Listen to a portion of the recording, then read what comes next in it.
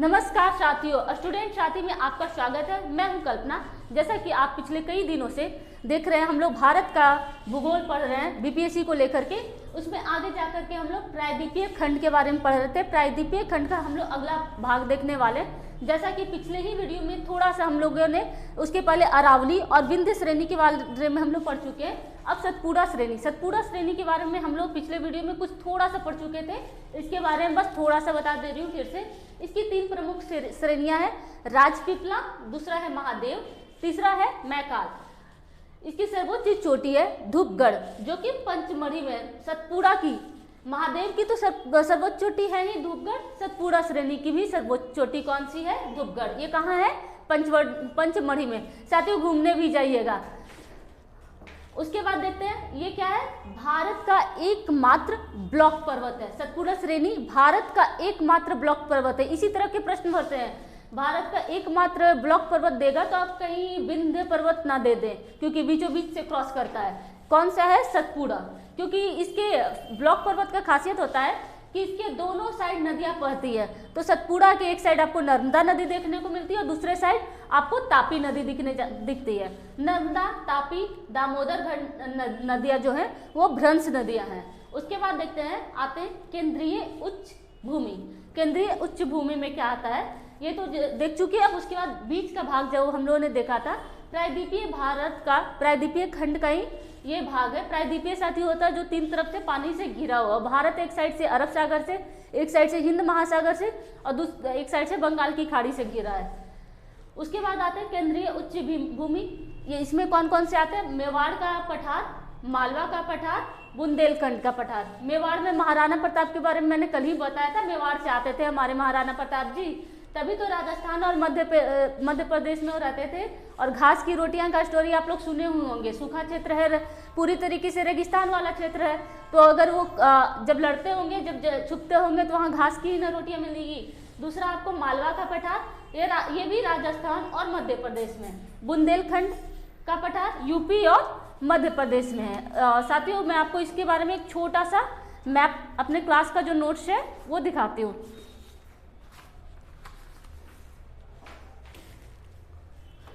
देखिए इनकी अवस्थिति कैसे है। मालवा का पठार आपको दिखेगा यहाँ, आपको बुंदेलखंड का पठार यहाँ है, आपको छोटा नागपुर का पठार तो जान रहे झारखंड में है।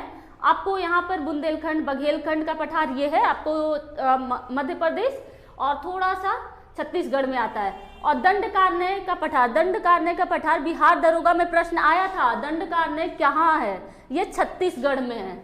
आपको रामायण में भी दंडकारण्य का एक वर्णन है। तो आपको ऐतिहासिक रामायण जब पिछले वर्ष बहुत लॉकडाउन में प्रसिद्ध था तो इस तरह के प्रश्न आते हैं। ये देखिए दक्कन का पठार है, कर्नाटक का पठार, सबको हम लोगों ने अपने क्लास नोट्स में अलग अलग तरीके से डिवाइड कर दिया है। अब आते हैं उसके बाद आते हैं पश्चिमी घाट। साथियों जैसा कि जानते हैं भारत का जो प्रायद्वीपीय खंड है, भारत के प्रायद्वीपीय खंड को 2 भाग में बांटा गया है। एक है पूर्वी घाट, दूसरा है पश्चिमी घाट। सबसे पहले पश्चिमी घाट पढ़ रहे हैं क्योंकि पश्चिमी घाट में बहुत ज़्यादा डाइवर्सिटी का मतलब विविधता भरा है और बहुत ज़्यादा इसमें पॉइंट है। देखते हैं क्या है पश्चिमी घाट। ये देखिए एक साइड है पश्चिमी घाट, एक साइड है पूर्वी घाट। जैसे अब देखते हैं ये क्या है। पश्चिमी घाट पर्वत नहीं भ्रंश कगार है। भ्रंश कगार क्या होता है? जो नदियों से निकलने, जैसा कि जान रहे हैं कि इधर जनरली आपको भ्रंश ही आते हैं, नदियों से जो निकलते हुए अवसाद अंतिम में आते हैं और भ्रंश के कगार से ही बनते हैं, वो भ्रंश कगार होते हैं। अब इससे रिलेटेड दूसरा प्रश्न है, यह वृष्टि छाया क्षेत्र है। ये कई बार प्रश्नों में आया है कि भारत में वृष्टि छाया क्षेत्र कहाँ है? पश्चिमी घाट में है। पश्चिमी घाट। इस वृष्टि छाया क्षेत्र क्या होता है? जैसा कि हम जानते हैं जलवायु से रिलेटेड 2 प्रश्न आता है। भारत की जलवायु कैसी है? भारत की जलवायु उष्णकटिबंधीय मानसूनी जलवायु है या फिर उपोष्ण जलवायु है। आपको बिहार से रिलेटेड बीपीएससी में एक प्रश्न आया है, बिहार का जलवायु कैसा है? उपोष्ण है, क्योंकि ना तो हम उष्णकटिबंध में है और ना तो पूरी तरीके से शीतोष्ण में है, तो उपोष्ण है। तो देखते हैं कि जलवायु चैप्टर आगे पढ़िएगा, पढ़ना नहीं अभी। देखते हैं भारत की जो जलवायु है मानसून, सबसे पहले देखते हैं केरल से आती है और पश्चिमी घाट से टकराती है, तो सबसे ज़्यादा वर्षा वहाँ पे करवाती है। लेकिन यहाँ पर क्या है, देखते हैं कि बहुत ज़्यादा पर्वत है तो वर्षा है जो आपको एक ही साइड होता है, एक साइड नहीं होता है। तो उसको क्या कहा जाता है, वृष्टि छाया क्षेत्र। तो ये प्रश्न कई बार साथियों आया है कि भारत में वृष्टि छाया क्षेत्र कहाँ है, तो ये पश्चिमी घाट में है। गलती मत करके आइएगा कि पूर्वी घाट में, कोई कंफ्यूजन नहीं है। उसके बाद इसका जो विस्तार है, इसका विस्तार 1600 किलोमीटर है, तापी से लेकर के कन्याकुमारी तक है। इसकी ऊंचाई है 1200 मीटर। अब इसका विस्तार के कारण इसका एक और फैक्ट आ रहा है, वैसे तो जानते हैं हिमालय की लंबाई सबसे ज़्यादा 2500 किलोमीटर, लेकिन इसकी लंबाई है आपको मात्र 1600 किलोमीटर। लेकिन हिमालय का विस्तार कई देशों में है, नेपाल, भूटान, चीन वगैरह में भी, भारत के अलावा। पूरे भारत में सबसे ज़्यादा अगर पर्वत श्रृंखलाओं का विस्तार है तो पश्चिमी घाट का 1600 किलोमीटर, ये जो आपको पूर्वी घाट से ज़्यादा बड़ा है। इसकी सबसे ऊंची चोटी है वो है आपको अनाईमुड़ी। जो अब इसके बारे में और फैक्ट देखते हैं, इसमें क्या क्या है। जहाँ पे अधिक वर्षा, अब जैसा कि मैंने बताया था कि एक साइड वर्षा होता है, एक साइड नहीं होता है, तो जहाँ अधिक वर्षा होता है इस तरह के प्रश्न अक्सर मिलते हैं। मिट्टी जो है वो भी काफ़ी इंपॉर्टेंट चैप्टर है बीपीएससी के पॉइंट ऑफ व्यू से, किसी भी एग्जाम के पॉइंट ऑफ व्यू से। तो वहाँ लैटेराइट मिट्टी मिलती है। लैटेराइट मिट्टी में क्या होता है, चाय और कॉफ़ी। आप जानते होंगे कर्नाटक में कॉफ़ी का होता है और चाय का भी उत्पादन होता है। इस तरह का प्रश्न आपको बीपीएससी में कई बार दिया गया है, कहाँ पे किस चीज़ का उत्पादन होता है।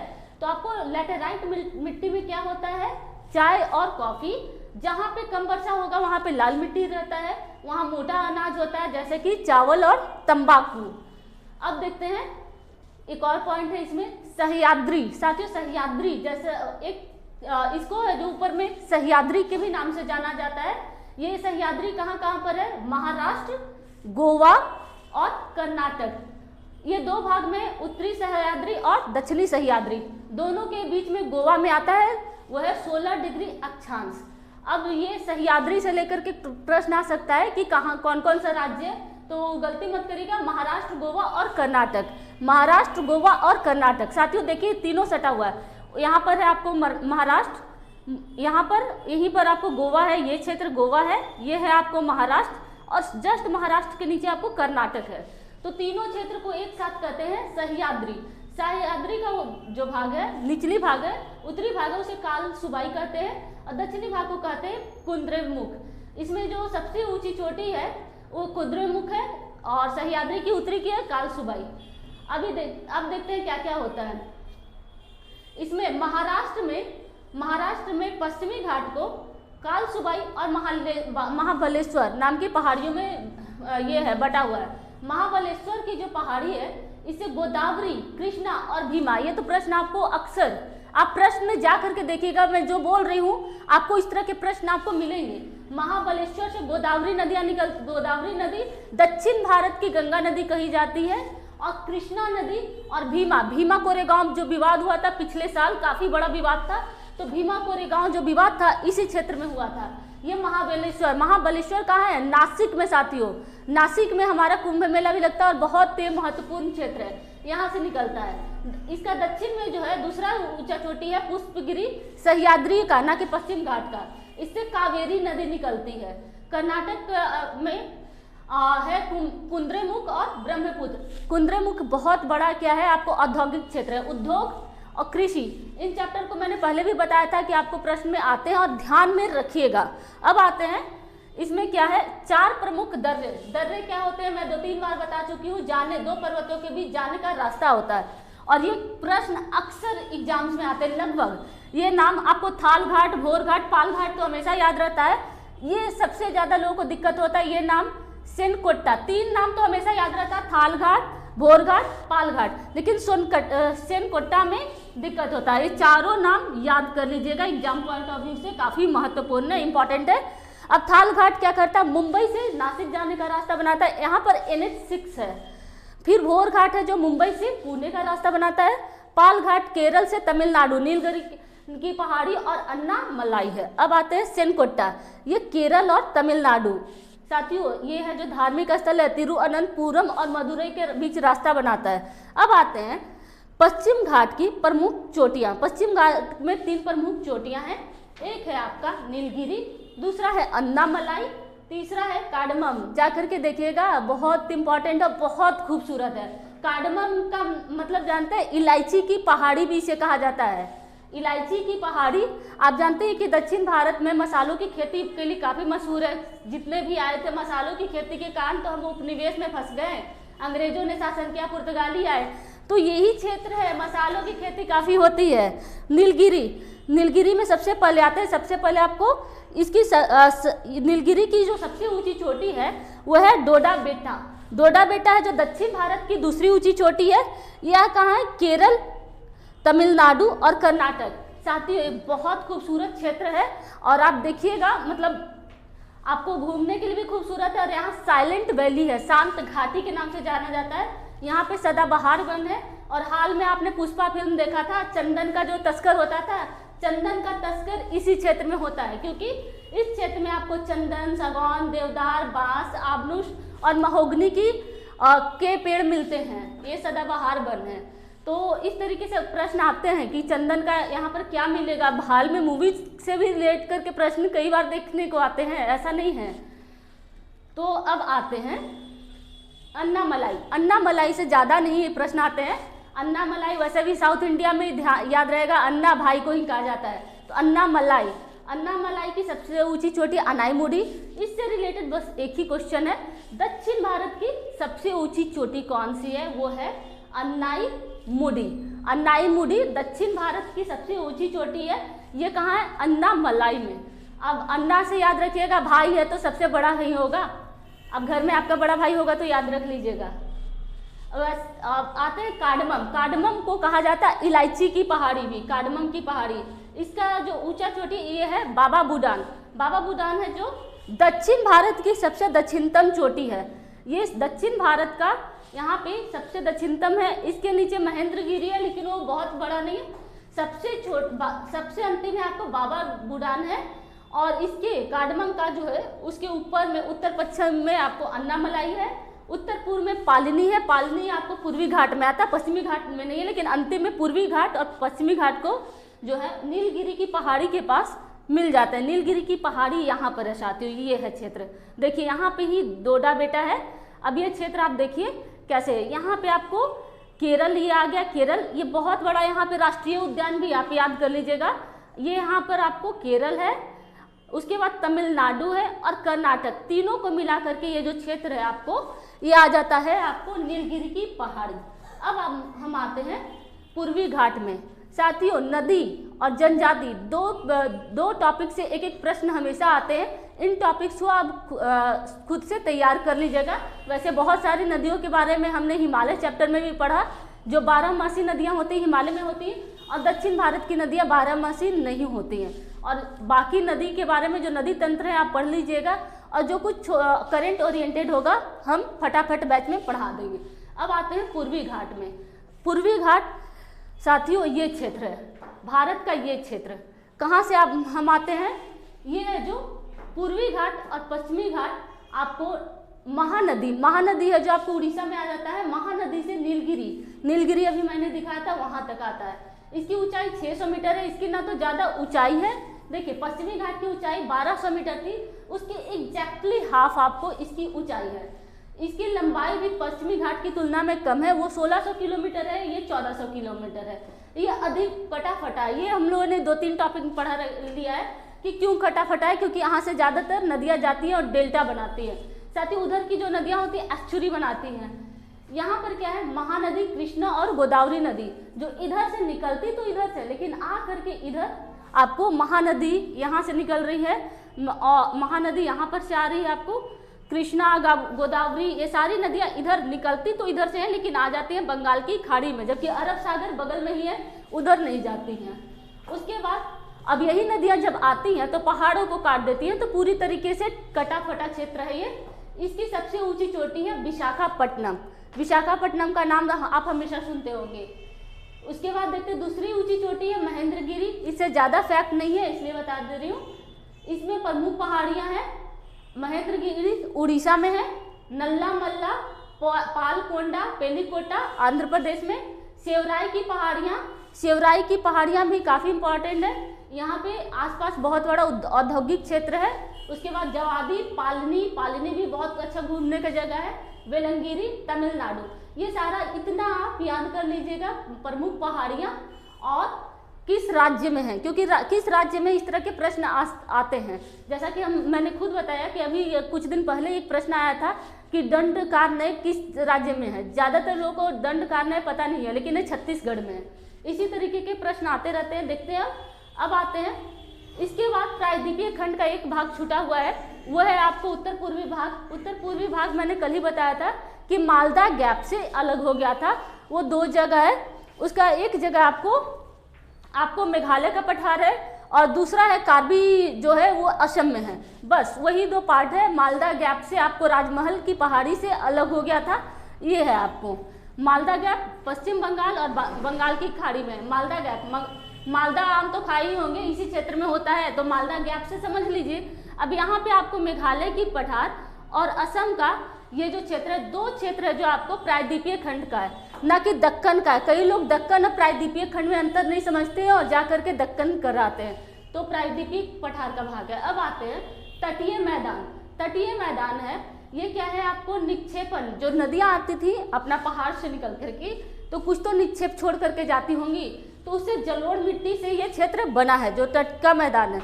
जब हम देख चुके कि पूर्वी घाट है, पश्चिमी घाट है, तो इसके किनारे किनारे और समुद्र के बीच का जो क्षेत्र है वो तटीय मैदान है।